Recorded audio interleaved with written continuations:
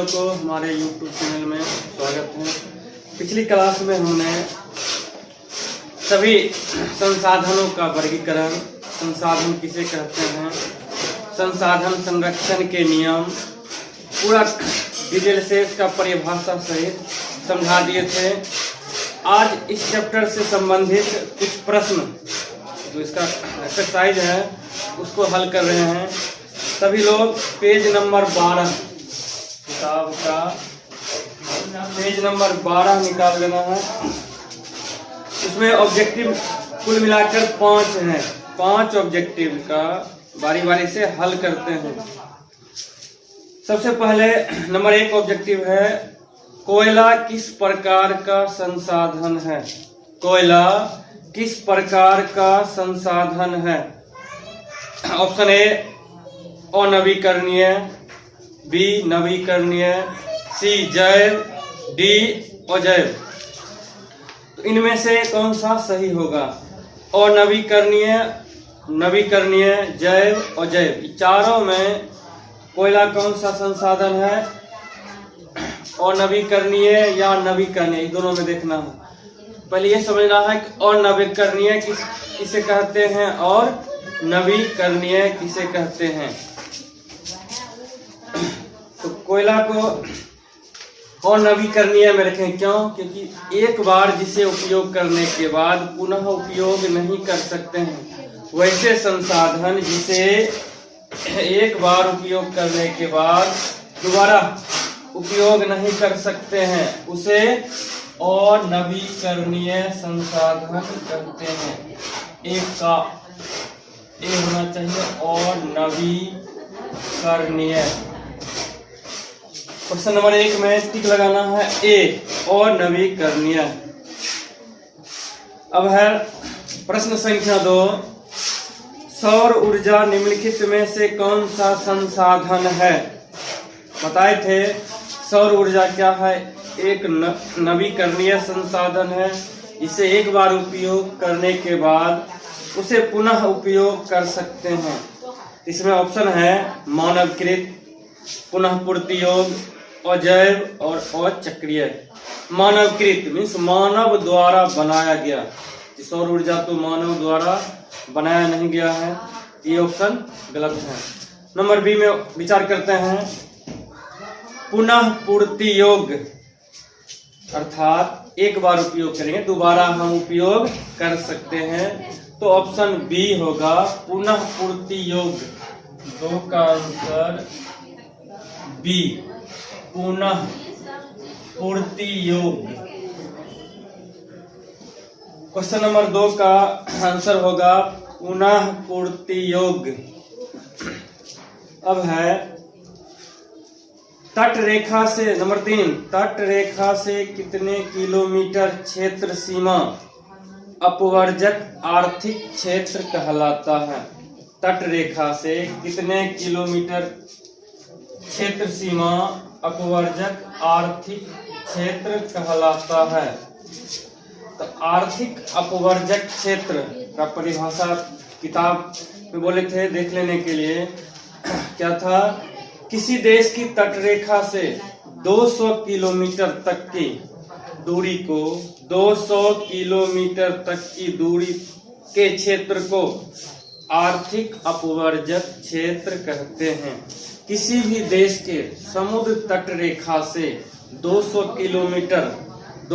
Kilometre तक के क्षेत्र को आर्थिक अपवर्जक क्षेत्र कहते हैं। तो ऑप्शन हो जाएगा बी,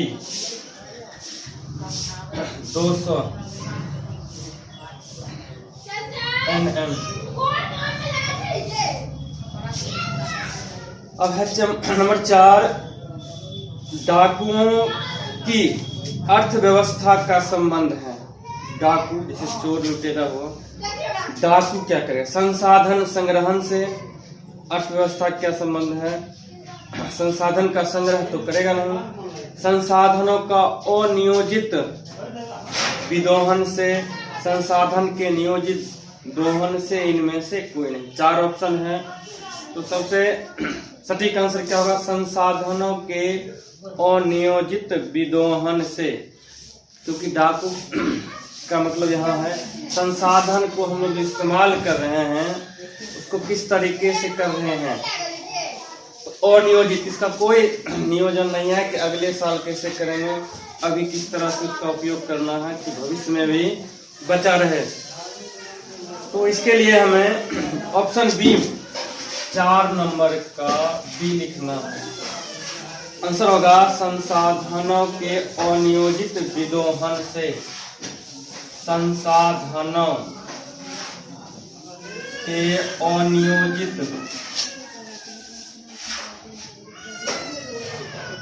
विदोहन से। और लास्ट क्वेश्चन है ऑब्जेक्टिव का, अब है समुद्री क्षेत्र से राजनीतिक सीमाओं के कितने किलोमीटर तक का क्षेत्र राष्ट्रीय संपदा कहलाता है।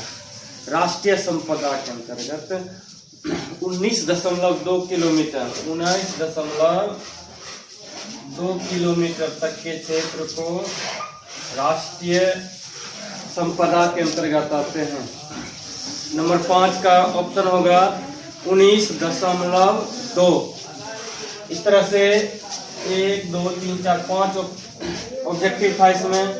पहला का आंसर होगा बी, दूसरा का पहला का ए, दूसरा का बी, तीसरा का बी, चौथा का बी और पांचवा का डी।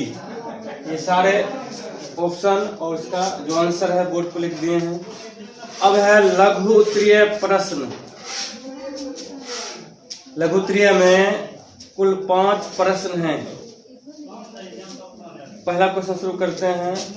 नंबर 1, संसाधन को परिभाषित कीजिए। बोले थे कि संसाधन का परिभाषा फर्स्ट चैप्टर शुरू करने से पहले पहला परिभाषा संसाधन ही था। संसाधन किसे कहते हैं? वे सभी वस्तुएं और सेवाएं, वे सभी वस्तुएं और सेवाएं जो मानवीय आवश्यकताओं और इच्छाओं की पूर्ति करता है उसे संसाधन कहते हैं। लघु उत्तरीय पेज नंबर 13, लघु उत्तरीय प्रश्न 1 नंबर का उत्तर है संसाधन को परिभाषित कीजिए। संसाधन को परिभाषित कीजिए। तो वे सभी वस्तुएं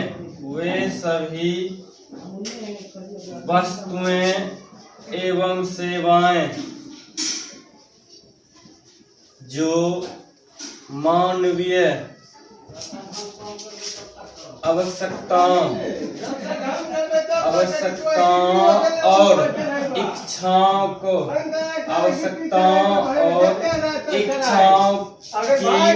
मानवीय आवश्यकताओं और इच्छाओं की पूर्ति करता है।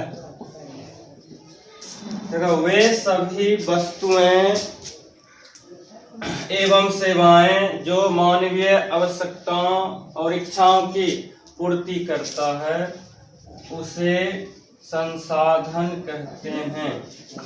उसे संसाधन कहते हैं। जैसे हवा, जल, मिट्टी, बल्ब, पंखा इत्यादि।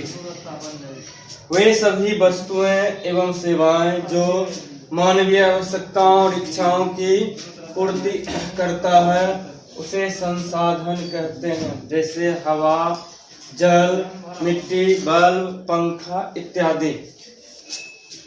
प्रश्न संख्या 2 है संभावी एवं संचित को संसाधन में अंतर स्पष्ट करें। प्रश्न है संभावी एवं संचित को संसाधन में अंतर स्पष्ट करें। तो संभावी संसाधन में बताए थे वैसे संसाधन जो किसी क्षेत्र विशेष में मौजूद हैं लेकिन अभी तक इसका उपयोग नहीं किया गया है उसे संभावी संसाधन कहते हैं। इसको लिख देते हैं। उत्तर 2 नंबर का, वैसा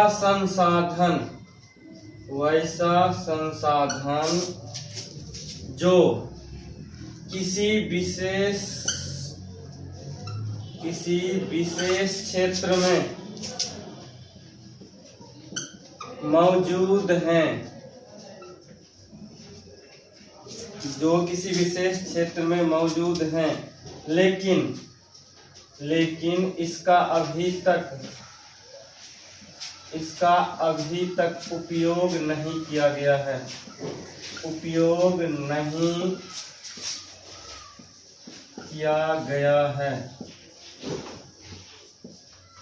उसे संभावी संसाधन कहते हैं। जैसे हिमालयी क्षेत्र का खनिज,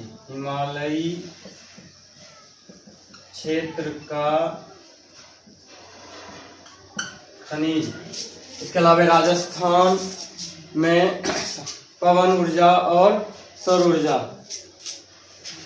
2 था जो संभावी और संचित कोष। संचित कोष संसाधन किसे कहते हैं? वैसा संसाधन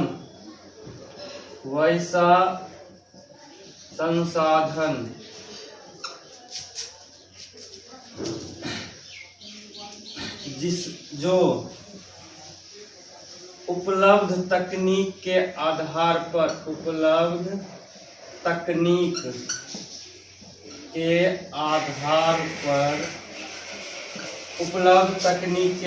पर प्रयोग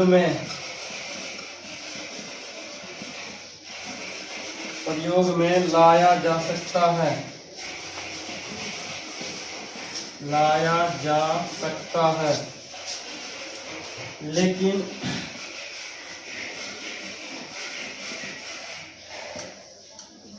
इसका प्रयोग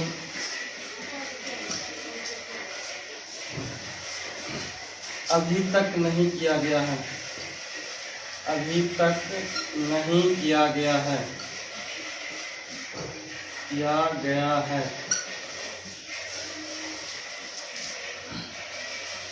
उसे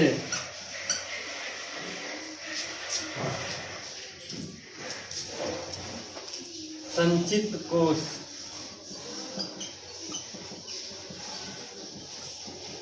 संसाधन कहते हैं। जैसे नदी घाटी परियोजना द्वारा जल विद्युत उत्पादन,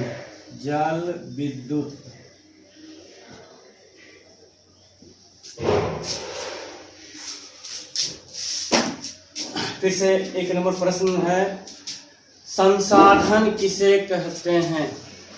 वे सभी वस्तुएं और सेवाएं जो मानवीय आवश्यकताओं और इच्छाओं की पूर्ति करता है, उसे संसाधन कहते हैं। जैसे हवा, जल, मिट्टी, सूर्य का प्रकाश, बल्ब, पंखा इत्यादि। नंबर 2, संभावी और संचित कोष संसाधन में अंतर स्पष्ट करें। संभावी और संचित कोष संसाधन में अंतर स्पष्ट करें। इसका आंसर है पहले संभावी संसाधन का, वैसा संसाधन जो किसी विशेष क्षेत्र में मौजूद हैं, लेकिन इसका अभी तक उपयोग नहीं किया गया है, उसे संभावी संसाधन कहते हैं। जैसे हिमालय क्षेत्र का खनिज, राजस्थान में पवन ऊर्जा और सौर ऊर्जा इत्यादि। उसके बाद था संचित कोष संसाधन, वैसा संसाधन जो उपलब्ध तकनीक के आधार पर प्रयोग में लाया जा सकता है, लेकिन अभी तक इसका उपयोग नहीं किया गया है, उसे संचित कोष संसाधन कहते हैं। जैसे नदी घाटी परियोजना के द्वारा जल विद्युत इत्यादि।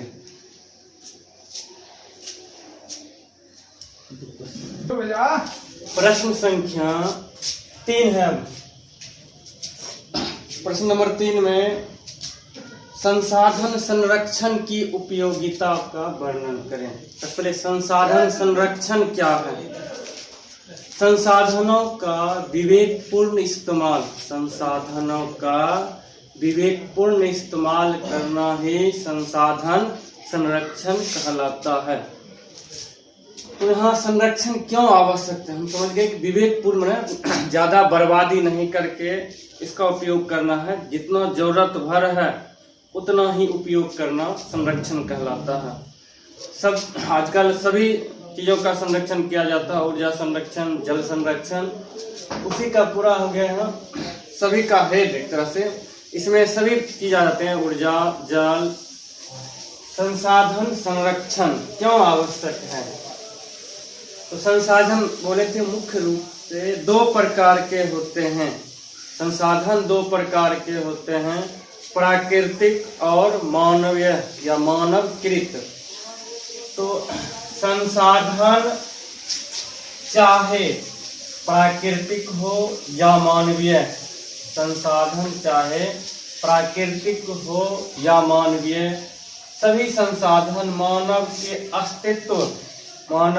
अस्तित्व एवं विकास के लिए महत्वपूर्ण है।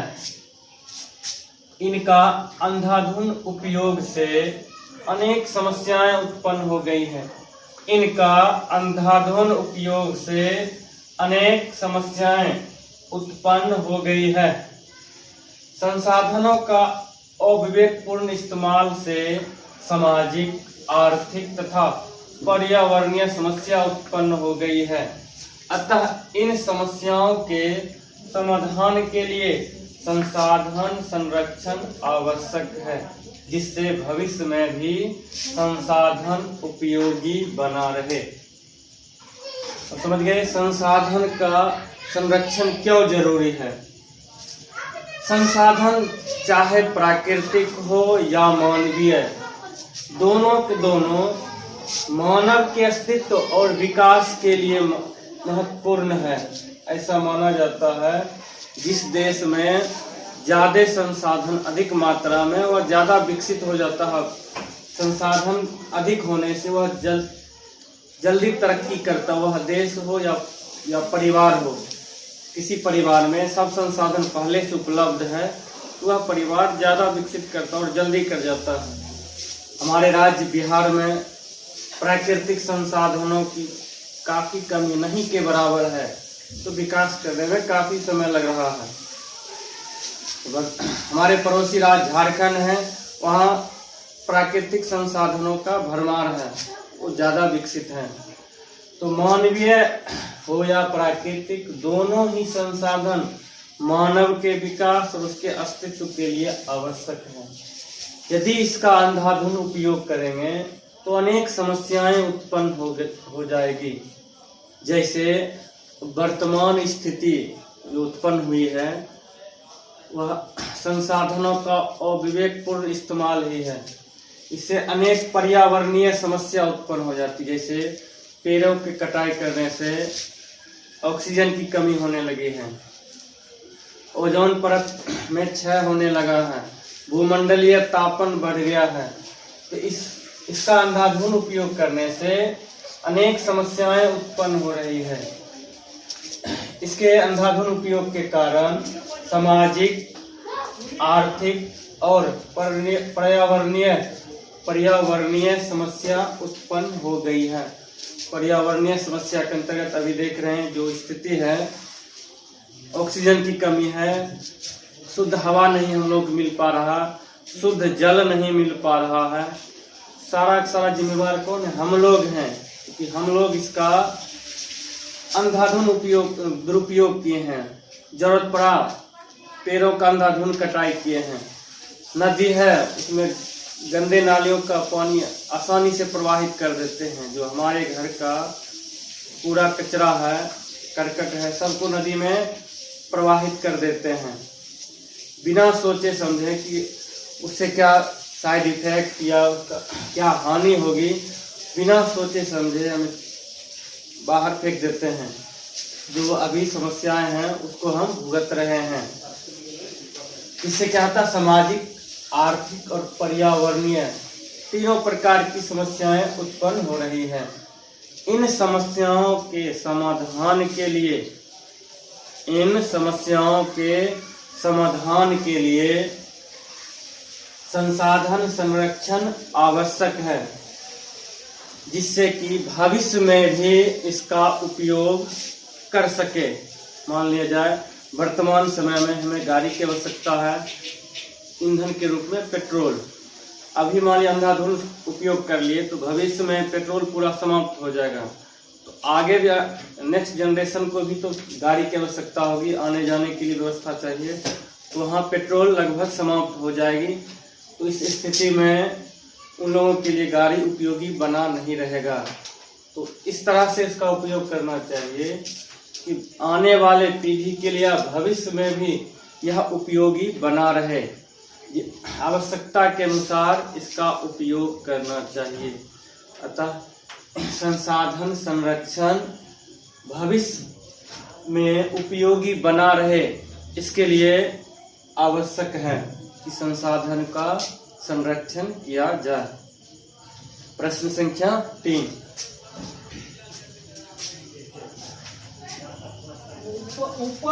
अब है संसाधन निर्माण में तकनीक की क्या भूमिका। तकनीक की भूमिका चारों। तकनीक क्या होता है? टेक्नोलॉजी इसको बोलते हैं अंग्रेजी में। तकनीक क्यों जरूरी है? तो संसाधन जो है मानव द्वारा तकनीक तथा क्षमता के द्वारा, मानव द्वारा तकनीक तथा क्षमता के द्वारा भी तैयार किए जाते हैं। बताए थे शुरू में, संसाधन प्राकृतिक भी होते हैं और मानवकृत भी होते हैं। मानवकृत माने मानव द्वारा बनाया गया। प्राकृतिक संसाधनों के उपयोग करके मानव द्वारा बनाया गया संसाधन मानवकृत होते हैं। तो मानव के तकनीक और क्षमता के द्वारा तैयार किए जाते हैं। संसाधन नियोजन किसी भी राष्ट्र के विकास के लिए अति आवश्यक है। किसी भी देश के विकास के लिए संसाधन का विकास आवश्यक है। संसाधनों का दुरुपयोग नहीं हो सके, इसके लिए तकनीक की आवश्यकता है। जैसे वर्तमान समय में जितने भी संसाधनों का निर्माण किया जा रहा है उसमें तकनीक का उपयोग किया जा रहा है। आजकल देखते हैं हमें बेंच डेस्क इत्यादि का जो निर्माण किया जा रहा है सब मशीन के द्वारा, जिसमें व्यर्थ एक भी भाग व्यर्थ नहीं जा सकता। वेस्टेज इसको बोलते हैं अंग्रेजी में, वेस्टेज नहीं हो, इसके लिए तकनीक का उपयोग करते हैं। संसाधन का दुरुपयोग नहीं हो, संसाधनों का दुरुपयोग नहीं हो तथा इसका पूर्ण रूप से उपयोग हो सके, इसका पूर्ण रूप से उपयोग हो सके, इसके लिए संसाधन निर्माण में तकनीक की आवश्यकता है या तकनीक की अहम भूमिका होती है। और फिर से प्रश्न नंबर 4 है, संसाधन निर्माण में तकनीक की क्या भूमिका है? संसाधन निर्माण में तकनीक की क्या भूमिका है? तो संसाधन मानव द्वारा तकनीक तथा क्षमता के द्वारा तैयार किए जाते हैं। संसाधन नियोजन किसी भी राष्ट्र के विकास के लिए, संसाधन नियोजन किसी भी राष्ट्र के विकास के लिए अति आवश्यक है। संसाधनों का दुरुपयोग नहीं हो सके, संसाधनों का दुरुपयोग नहीं हो सके, इसके लिए तकनीक की आवश्यकता है। अतः संसाधनों का दुरुपयोग न हो और इसका पूर्ण रूपेण 100% इसको कह सकते हैं पूर्ण रूपेण उपयोग हो सके, इसके लिए संसाधन निर्माण में तकनीक की अहम भूमिका होती है। इसके लिए संसाधन निर्माण में तकनीक की अहम भूमिका होती है। तो आज लघुत्तरीय कुल 4 प्रश्न थे, 5 ऑब्जेक्टिव, इसको हल कर दिए, नोट कर लीजिए और इसको पूरा याद करना है। फिर अगले वीडियो में दीर्घ उत्तरीय प्रश्न को हल करेंगे, तब तक इसको नोट कर लीजिए।